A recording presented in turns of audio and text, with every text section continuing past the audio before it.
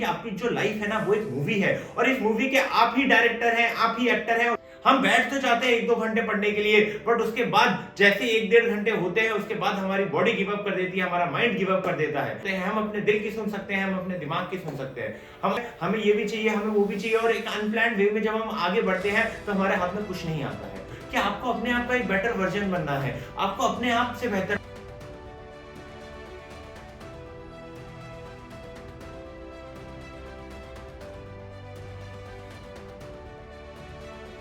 जब भी हम सोचते हैं कि क्लास 10th में 90-95% लेकर आना है या कुछ बड़ा अचीव करना होता है, तो हम एक ऐसे बच्चे की कल्पना कर रहे होते हैं जो हमेशा से कंसिस्टेंट होता है, हर टाइम डिसिप्लिन रहता है, हर टाइम डेडिकेटेड रहता है, हर टाइम हार्डवर्क रहता है, हर टाइम उसका मोटिवेशन लेवल हाई रहता है, कभी डिस्ट्रैक्टेड नहीं होता है। बट ये जो चीजें हम सोच रहे हैं ना, वो काल्पनिक है, ये रियलिटी से काफी परे है। ऐसा कोई बच्चा नहीं रहेगा कि ऑल टाइम मोटिवेटेड रहेगा। ये लाइफ है, यहाँ पे अप्स एंड डाउन्स चलता रहेगा। अगर ऐसे मोमेंट्स आपकी लाइफ में आ रहे हैं जहां आप सैड फील कर रहे हो, तो ऐसे मोमेंट्स भी आएंगे जहां आप हैप्पी फील कर रहे होंगे। लाइफ में कभी ऐसे मोमेंट्स आएंगे जहां आपको लग रहा होगा कि सब कुछ खत्म हो चुका है, बट अगर वो टाइम आप निकाल देते हो तो उसके बाद ऐसा टाइम भी आएगा जहां आपको लगेगा कि चीजें अचीव हो रही हैं, जहां आपको लगेगा चीजें आपके कंट्रोल में है, जहां आपको लगेगा आप सब कुछ अचीव कर सकते हो। तो ये लाइफ है, यहाँ सब कुछ चलता रहता है। जहां पर आपको कभी कभी ऐसा लगेगा कि आप फुल्ली कंसिस्टेंट हो और फिर एक ऐसा टाइम भी आएगा जहां आपकी कंसिस्टेंसी मेंटेन नहीं रह रही होगी। वहां आपको लगेगा कि आप चीजों को खराब कर रहे हो, आप अपने आप को कोसोगे, आप अपने आप को ताने दोगे, बट वहां आप अपने आप को सिर्फ एक ही चीज रिमाइंड करा सकते हो कि आपको अपने आप का एक बेटर वर्जन बनना है, आपको अपने आप से बेहतर बनना है। आप पास्ट में जितने कंसिस्टेंट थे उससे ज्यादा कंसिस्टेंट आपको फ्यूचर में बनना है। अगर इस माइंडसेट के साथ आप चलोगे तो आप फ्यूचर में ग्रोथ कर रहे होगे। और आज की इस वीडियो में हम यही डिस्कस कर रहे होंगे उन 5-6 पॉइंट्स के ऊपर जो आपकी कंसिस्टेंसी को बूस्ट करने में, आपको और कंसिस्टेंट बनाने में हेल्प कर रहे होंगे। जिसमें सबसे पहली चीज क्या होती है, देखिए हम हमेशा सोचते हैं कि हम 10 घंटे पढ़ेंगे, हम 12 घंटे पढ़ेंगे, हम कंसिस्टेंट रहेंगे, लेकिन क्या हमने कभी सोचा है कि क्या हमारी बॉडी, क्या हमारा माइंड इस चीज के लिए प्रिपेयर है? हम बैठ तो जाते हैं 1-2 घंटे पढ़ने के लिए, बट उसके बाद जैसे 1-1.5 घंटे होते हैं उसके बाद हमारी बॉडी गिव अप कर देती है, हमारा माइंड गिव अप कर देता है। क्या हमारा एनवायरनमेंट हमें अलाउ करता है कि हम एक साथ 10-12 घंटे बैठ के पढ़ाई कर सकते हैं? क्या कभी हमने इस बारे में सोचा है? देखिए जब भी हमारे को डिसीजन लेना होता है तो हमारे पास दो ऑप्शन होते हैं, हम अपने दिल की सुन सकते हैं, हम अपने दिमाग की सुन सकते हैं। हम आधा 1 घंटा पढ़ते हैं, उसके बाद फिर हमारा मन करने लग जाता है कि चल यार अब नहीं, अब कल पढ़ेंगे।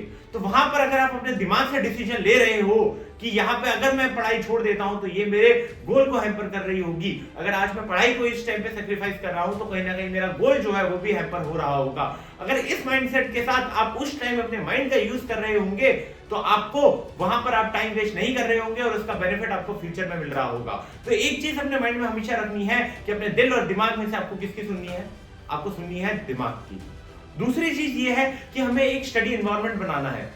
हम अभी क्या होता है कि हम लोगों के लिए इजी एक्सेसिबल होते हैं, हमारे जो स्टडी एनवायरनमेंट है वो प्रॉपर है नहीं, हमारे पास ऐसी चीजें हैं जो हमें डिस्ट्रैक्ट कर देती है। मोबाइल लेके बैठ जाते हैं, मोबाइल से डिस्ट्रैक्ट हो जाते हैं, या किसी ने बुला लिया, कोई फैमिली मेंबर आ गया, किसी ने बुला लिया, टाइम पास हो गया, फ्रेंड आ गया, फ्रेंड ने बुला लिया, वहां टाइम पास हो गया।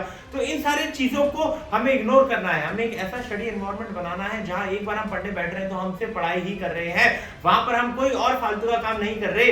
हमें उस स्टडी स्पेस की रिस्पेक्ट करनी है। वहां पर हम रील्स नहीं देखेंगे, वहां पर हम शॉर्ट्स नहीं देखेंगे, वहां पर हम सोएंगे नहीं, वहां पर हम टाइम पास नहीं करेंगे। और एक बार जब हम स्टडी करने बैठ रहे हैं तो सारी चीजों को वहां एक्सेसिबल करके बैठेंगे। मान लीजिए आपको कोई सब्जेक्ट पढ़ना है तो उससे रिलेटेड जितनी भी स्टडी मटेरियल्स हैं हम वहां लेकर बैठेंगे, ताकि पढ़ते समय आपको किसी भी चीज की कमी ना हो और उसको ढूंढने के लिए आप टाइम वेस्ट ना करो।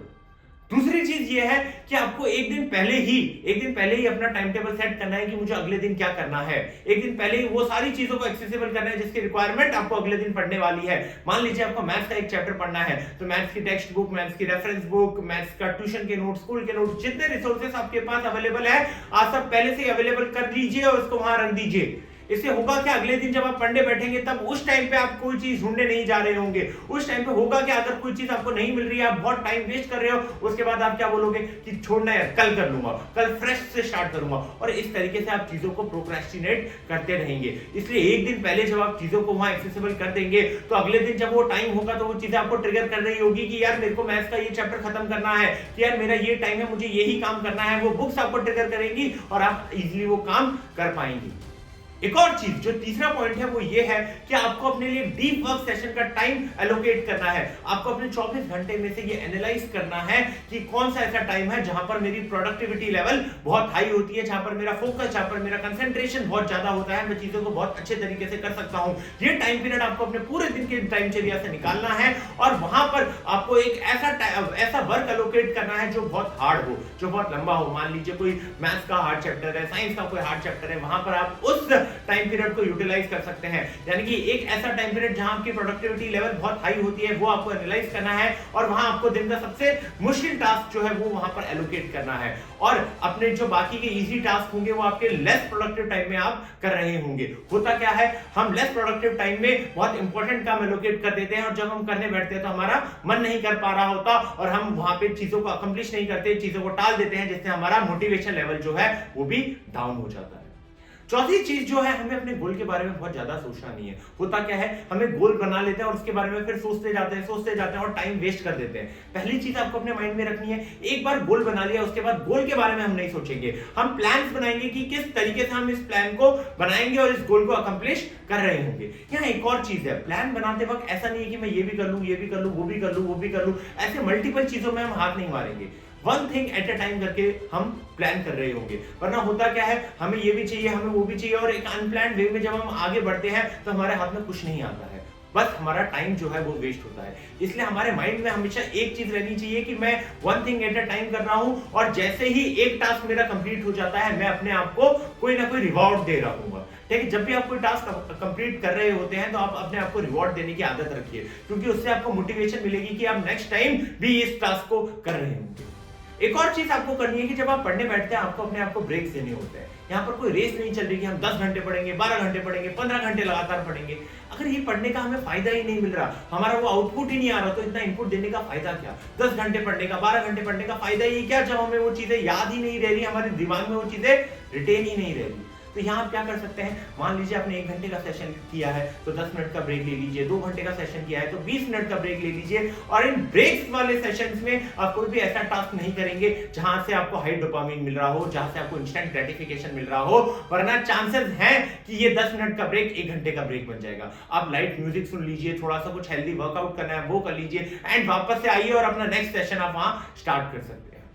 लास्ट पॉइंट जो हम डिस्कस करने वाले हैं वो ये है कि सब बोलते हैं मोटिवेशन की कमी है, ये है वो है। देखिए, आपका गोल ही आपके लिए एक मोटिवेशन है। आप इस तरीके से देख सकते हैं कि आपकी जो लाइफ है ना वो एक मूवी है और इस मूवी के आप ही डायरेक्टर हैं, आप ही एक्टर हैं और जिस तरीके से आप इस मूवी में काम करेंगे उतनी बढ़िया ये मूवी बनेगी और उतना ही ये रिटर्न आपको फ्यूचर में दे रही होगी। तो आप ये सोच के काम कीजिए कि आज से 10 साल बाद जब आप फ्लैशबैक में आकर इस मूवी को देख रहे होंगे तो आप अपने आप को किस हिसाब में, किस मुकाम में देखना चाहते हैं। आप अपने आप को एक सक्सेसफुल आदमी की तरह देखना चाहते हैं या आप अपने आप को एक फेलियर आदमी की तरह देखना चाहते हैं। तो हमेशा अपने माइंड में रखिए कि ये एक मूवी है, जिस मूवी के स्क्रिप्ट राइटर भी आप हैं, जिस मूवी के डायरेक्टर भी आप हैं, जिस मूवी के एक्टर भी आप हैं।